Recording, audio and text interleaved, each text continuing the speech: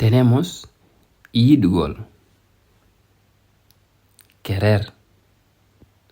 Yidgol, querer. Yidgol, querer. También tenemos falegol, necesitar. Falegol, necesitar o tener ganas. Falegol, necesitar o tener ganas. Welanegol, a gustar. Wela o gustar. Entonces, pasamos a algunos ejemplos para poder ilustrar estos tres verbos que exprima el hecho de querer o amar o necesitar o también gustar. Empezamos con el verbo yidgol. Ejemplos con frases. Mido yidi leydi anding. Quiero a mi país. Mido yidi leydi anding. Quiero a mi país.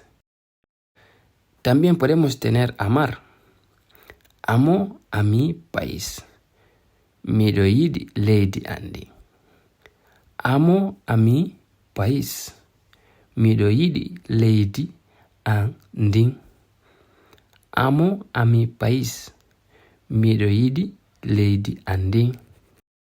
Pasamos con el verbo falegol, que significa necesitar o tener gana. Mido falama, te necesito. Mido falama, te necesito. Para expresar también la gana. Mi fala andar gol balón. Tengo ganas de mirar el partido de fútbol. Mi fala andar gol balón. Tengo ganas de mirar el partido de fútbol. Mi fala andar gol balón. Tengo ganas de mirar el partido de fútbol. Tenemos últimamente el verbo también welanegol, que exprima amar o gustar. Mi welana jangugol. Me gusta estudiar. Mi welana jangugol. Me gusta estudiar. Mi welana jangugol. Me gusta estudiar. Mi do welana ndi leydi. Me gusta este país. Mi do welana ndi leydi.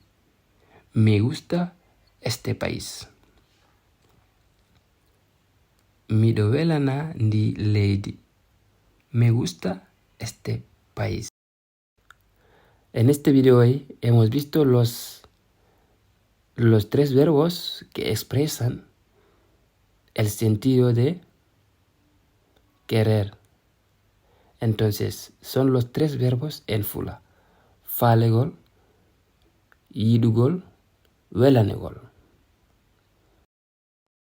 Si habéis gustado el video, podéis dejar un like y no olvidéis suscribiros en este canal.